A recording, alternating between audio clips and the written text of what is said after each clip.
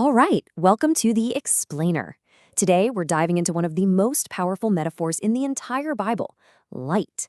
And we all think we know what it means, but our source material today suggests there's a much deeper, more foundational meaning, and it's been hiding in plain sight this whole time. So let's get into it. Now, I'm sure a lot of you recognize this one right away. It's from the Gospel of Matthew. For so many Christians, this is a cornerstone verse, a real call to action that kind of defines their role in the world. But what is the Bible really getting at when it talks about being a light? So, the way we usually think about it, right? It's all about action.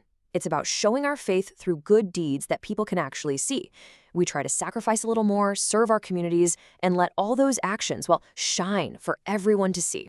And look, that is definitely important. But what if it's actually missing the very first and most crucial step in the whole process? And this is where it gets really interesting. Because before Jesus tells his followers they are the light, he makes this incredible statement about himself in the Gospel of John.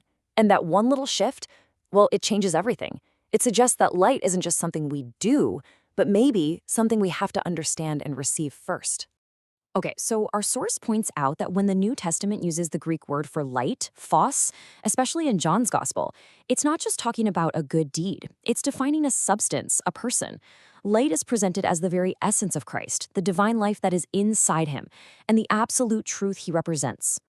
And this verse, right at the beginning of John's Gospel, is like the first big clue that unlocks this whole idea.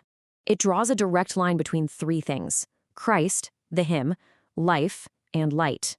And pay attention to how it's worded. It doesn't say that life creates light. It says that the life was the light. It's a statement of identity. So this all boils down to a really powerful equation that our source puts forward.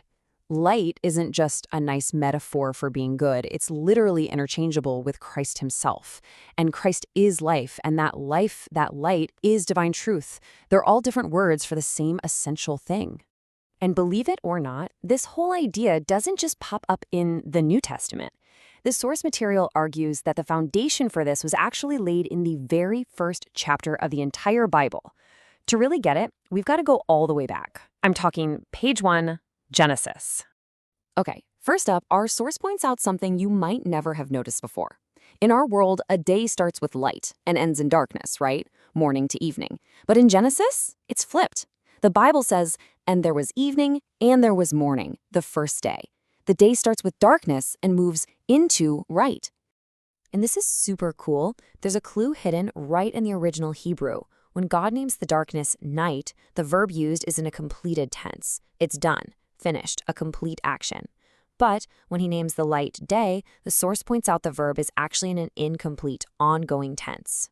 So what's up with that? Why the two different tenses? Well, the thinking is that darkness was a done deal. It was what it was. But light?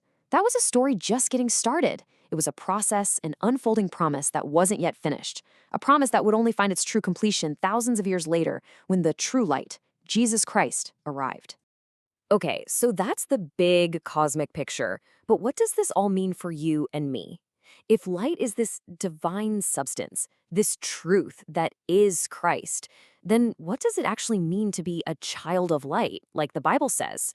This is where it all gets personal. And this really gets to the heart of how we live this out. You see, the common way of thinking is kind of an outside-in approach.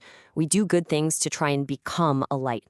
But our source says the Bible actually points to an inside-out model. We have to receive the light, which is Christ's truth, first. That internal change is what transforms us, and then the good deeds just start to flow naturally from that. And check it out, this verse from John basically spells it out for us. It doesn't say, do good works to become children of light. It says, believe in the light so that you may become children of light. See the order there? Believing or receiving the truth is the cause. Becoming a child of light is the effect. So the journey, according to this, looks something like this. First, you receive the light. That's the truth of Christ. Step 2, that causes a deep internal transformation. Your soul is saved. And only then, as a third step, can you really begin to walk as a child of light, because now you're filled with this divine knowledge. And this totally reframes what it even means to do good works. It suggests that the ultimate act of being a light isn't just about charity or service, as important as those things are.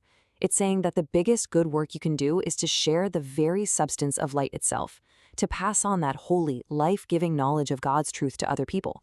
All right, let's do a quick flyby of the big ideas here. First, biblical light is way more than just good deeds. It's a substance. Second, that light is actually Christ, who is life, who is truth. They're all the same thing. Third, this whole idea has roots all the way back in the grammar of Genesis. And finally, becoming a child of light is an inside-out job. You receive the truth first, and then you live it out. And that brings us to one final thought to leave you with. If we really take on this definition, that light is the absolute truth that reveals and clarifies everything, it kind of forces us to ask a tough question. When you let that light into your own life, what darkness, what hidden corners and old beliefs does it start to expose?